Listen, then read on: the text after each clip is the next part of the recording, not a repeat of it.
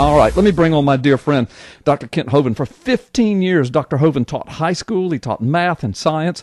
During that 15 years, he completed his master's degree then in education. He went on to get his PhD in education. And Dr. Hovind then afterwards began a full-time ministry of presenting the foundational truths of creation and the utter fallacy and the lies of evolution and became known all over the world, debated in top-notch debate platforms and forums and university settings, television, radio, wrote books, made movies, and all manner of things. His award-winning 7-part creation seminar continues to travel around the world.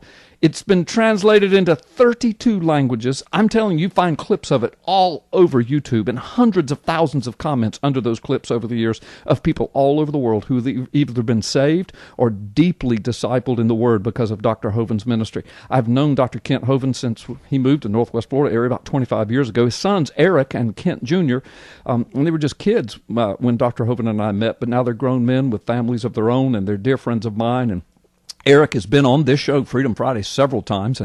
And Kent, I had the opportunity to visit you when you were in the Santa Rosa County Jail. A lot of people know that story, but you're going to tell it. And I was telling you off air, I don't know if it's your fault or not, but right after I visited with you, I've been a pastor here for 29 years. I've been visiting in that jail for those whole 29 years. Right after I visited with you, I don't have visiting privileges anymore. And I tried to go back, and they said, no, you got to take a class. I said, but I've taken all the classes. Well, you got to take another one. And so I signed up for it. And then they bumped me and said, well, we got somebody else. Anyway, ever since I visited you several months ago, I have yet to be able to get back in the Santa Rosa County Jail, and I've been visiting there for 29 years. I think it's because of you. That's the correlation, and that's my story, and I'm sticking to it. I would tend to agree, brother. I seem to start to go. You know, I've been blaming it on you, so, I mean, you're just an easy mark. I mean, everybody's been blaming everything on you for years now, right? So, I mean, you know. Man, you wouldn't believe it. Yes, sir. That is exactly correct. Dr. Kent, I tell you, man, I love you. You're a great brother in the Lord. You've got an amazing story. Most of the listeners today know your story, but some of them won't. Some of them, a few of them, I'm sure, don't even know who you are, but most of our listeners do.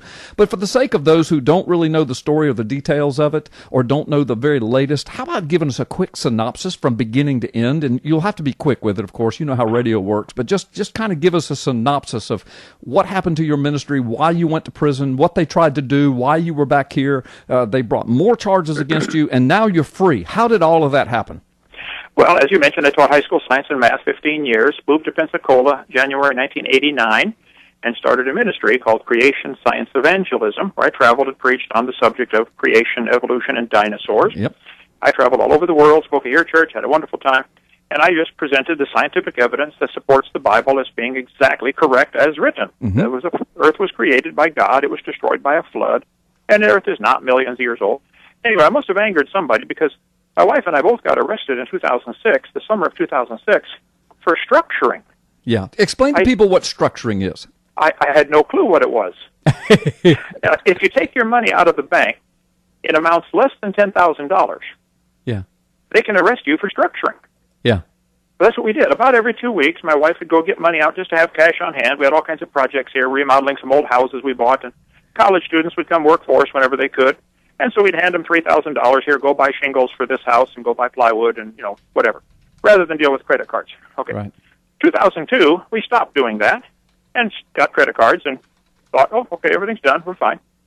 There was never a crime, but my wife would take out less than $10,000, one, because that's normally all we had, two, because the pastor had said, try to keep your withdrawals or deposits under $10,000, so you don't want to get on anybody's radar, because these guys, they play rough. Right. Well, we weren't trying to hide, nothing illegal. Right. The purpose of that stupid law was for drug dealers.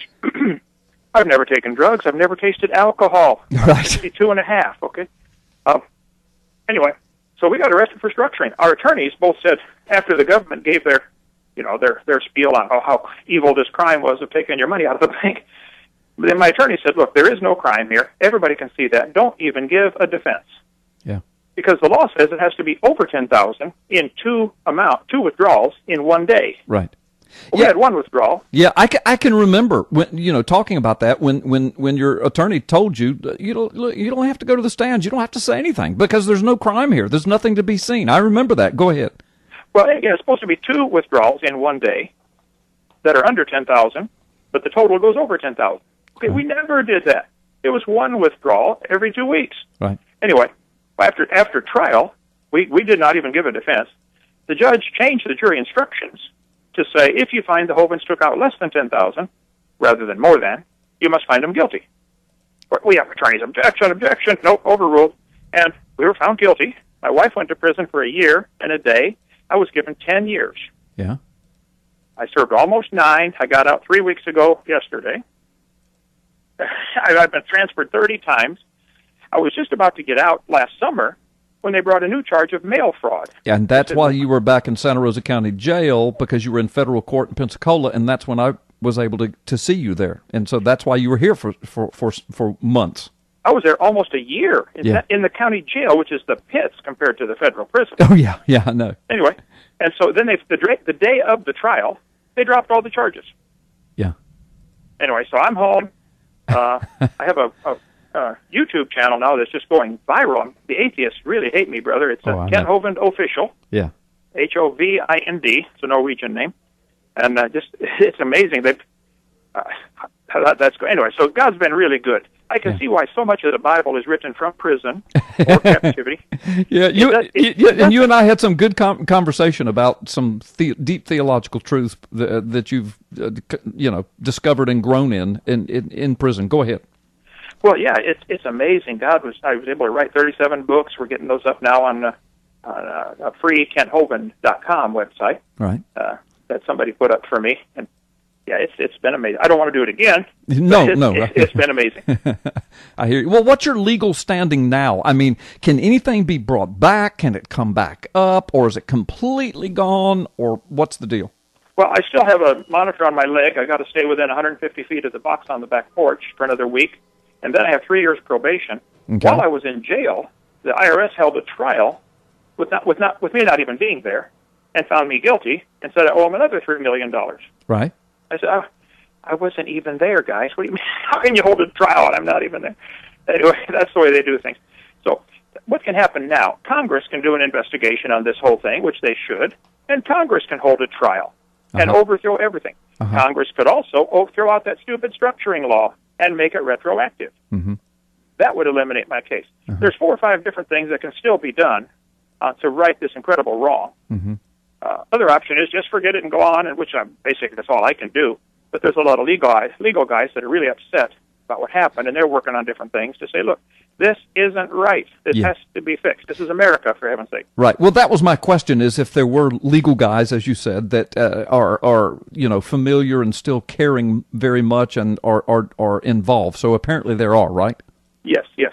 Okay, good. Well, please keep us posted on that. Whatever you're able to legally. I mean, keep us posted on how that's unfolding, because I know a lot of folks are deeply, concerned and upset at the way this whole thing has unfolded, and and then so many of us out here.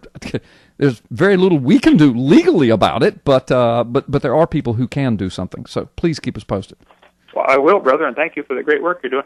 The book I wrote, several of them up on right now on Lulu.com, but the YouTube channel, and my son took over the ministry, as you mentioned. Yes. Thank you so much for having him preach for you. He's amazing. Oh, he is amazing. Listen, you've done an amazing job with your children, and Eric, of course, is the head of that ministry. I love all you kids, but I mean, Eric is just an unbelievable man of God. He's awesome, and I'm so proud of him.